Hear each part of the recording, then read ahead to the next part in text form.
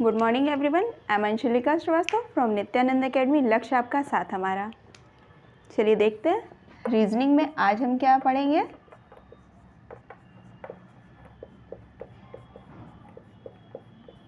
Reasoning में आज हमारा टॉपिक होगा पजल।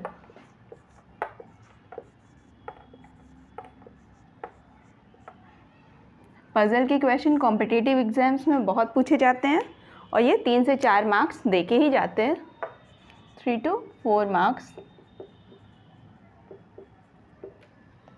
ठीक है, तो पजल रीजनिंग होती क्या है? Puzzle reasoning is all about puzzle reasoning. देख लेते हैं क्या होती है। Puzzle reasoning is all about analysing the given data. जो हमें डेटा दिया होगा उसको हम एनालाइज करेंगे। अरेंजिंग देम इन ऑर्डर, उनको अरेंज करेंगे एक ऑर्डर में। अरेंजिंग देम इन ऑर्डर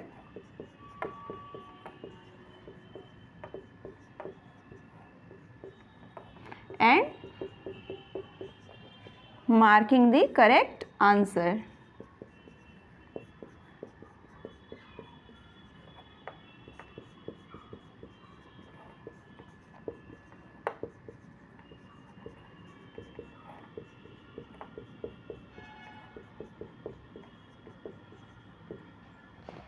ठीक है, puzzle reasoning is all about analysing the data, arranging them in order and marking the correct answer. ठीक है, ये होता है। और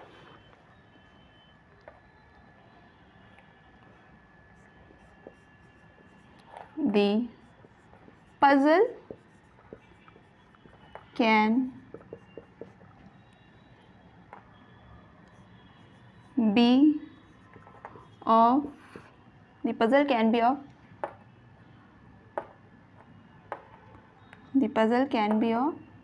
various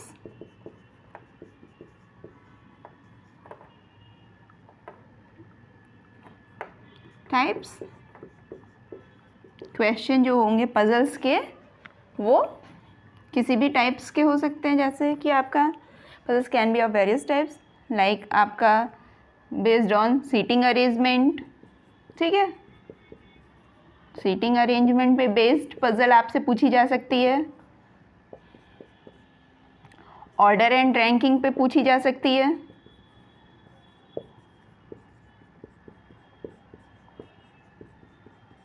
क्लासिफिकेशंस पे पूछी जा सकती है।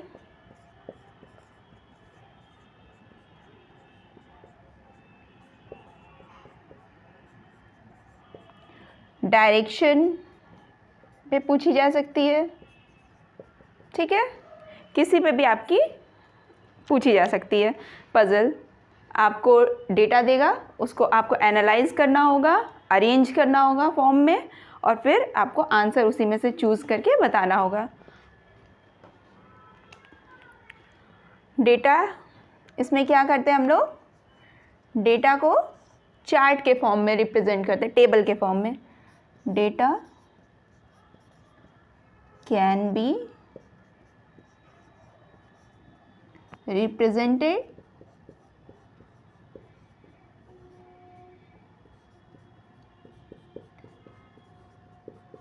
in the form of table। ठीक है, table. Puzzle reasoning is all about analyzing the data, arranging them in order and marking the correct answer।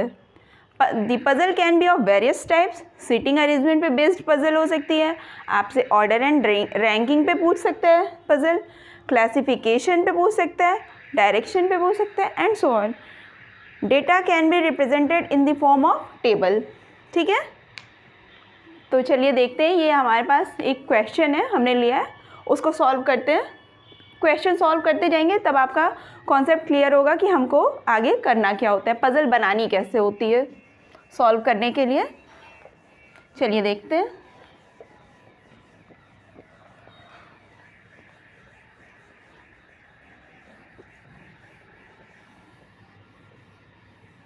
एक पज़ल हमें कम से कम 3 से 4 नंबर तो दे के ही जाती है। चलिए ये वाला देखते हैं। Read the instruction carefully and answer the question given below. पहले क्वेश्चन पढ़ लेते हैं। Read the instruction carefully and answer the question given below. A, B, C, D, E and F are 6 members of a family who are engineer, doctor, lawyer, teacher, artist and architecture. Engineer is grandfather of F, who is architecture. Lawyer D is married with A. C, who is teacher, is married to doctor. B is mother of E and F. They are 2 married couples in the family. ये आपका question का data है। इसको हमें analyse करना है, arrange करना है ऑर्डर में, और क्वेश्चन यहाँ से स्टार्ट होता है आपका। What is the profession of A? The number of female members in family is name of the pair of married couples. How is B related to C? चलिए देखते हैं सॉल्व कैसे करेंगे इसे। तो कोई भी पज़ल सॉल्व करने के लिए हमको एक चीज़ कोई भी फिक्स रखनी होगी। तो हमारा इसमें ऑक्यूपेशन, प्रोफेशन जो भी है वो हम फिक्स कर लेते हैं, उसको लिख लेते हैं प्रोफेशन। चलिए प्रोफेशन हमारा है एक, और दूसरा है आपका रिलेशन। ठीक है, फिर आपसे क्या पूछा है उसमें क्वेश्चन में?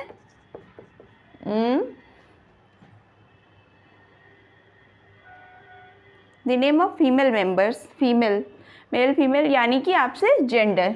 तो यहाँ पे इस तरीके का कुछ चार्ट फॉर्म होगा। अब देखते हैं, क्वेश्चन पढ़ते जाते हैं, डेटा क्या है उसको एनालाइज करते जाते हैं। Engineer is grandfather of F, who is architecture. Engineer is grandfather, पहला प्रोफेशन हम यहाँ पे पहले नोट करते हैं। प्रोफेशन हमारे पास कितने हैं? एक इंजीनियर है, engineer, after that doctor,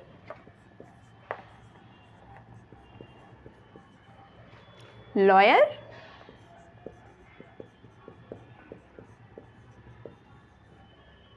teacher,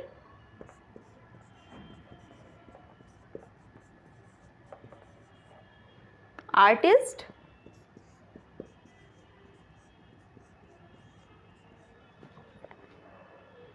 and architecture. Architecture,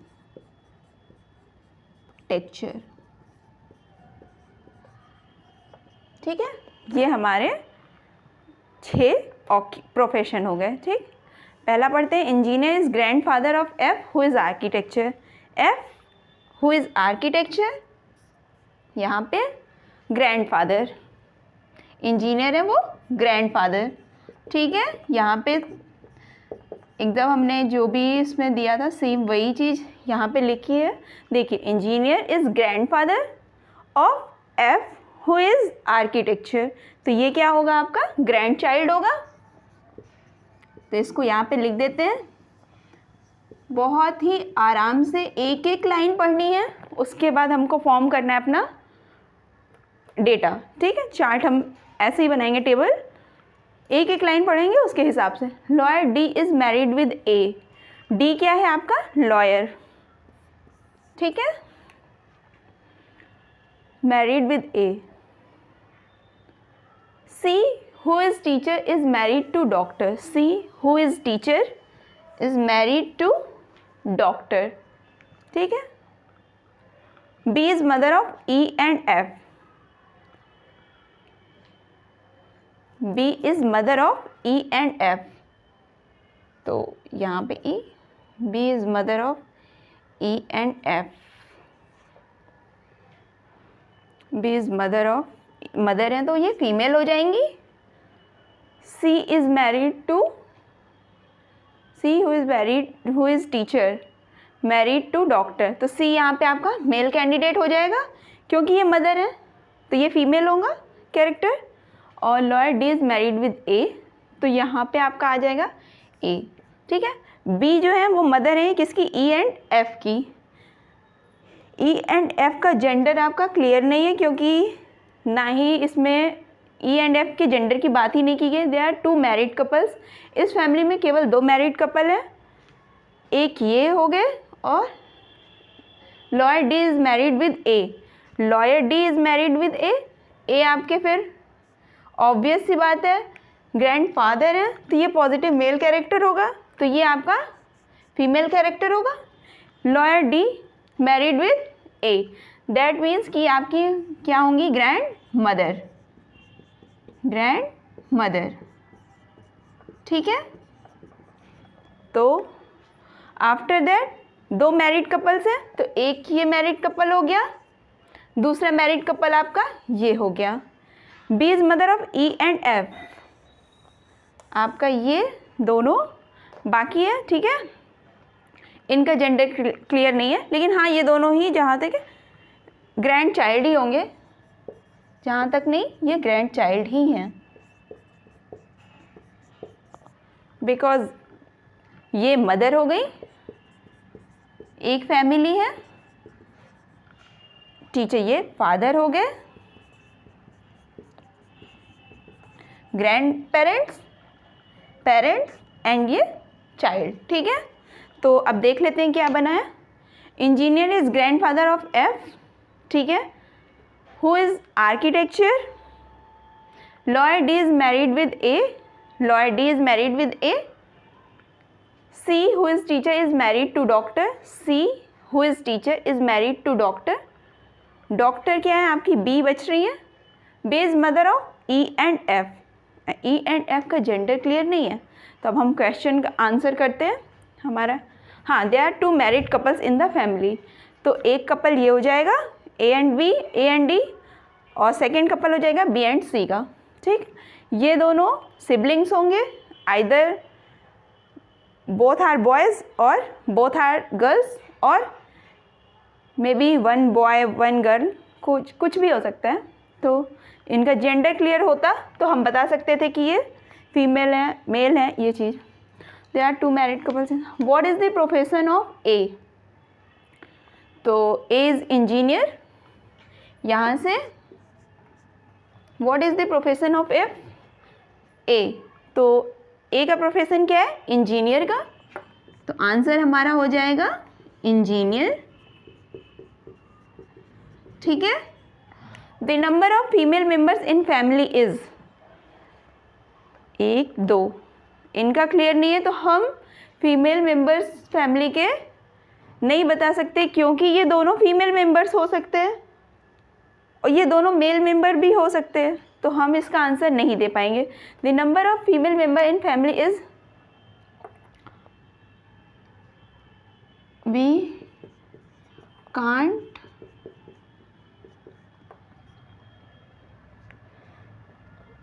analyze, we can't give the inappropriate data, ये भी लिख सकते हैं inappropriate data, डेटा ये लिख सकते हैं, क्योंकि हमारे पास डेटा पूरा नहीं है जो कि हमें ये बता सके कि ये ई एंड एफ का जेंडर क्या है। जब तक हमें ये दोनों जेंडर क्लियर नहीं होंगे, हम फैमिली मेंबर्स का जेंडर नहीं बता सकते कि कितने फीमेल मेंबर्स हैं।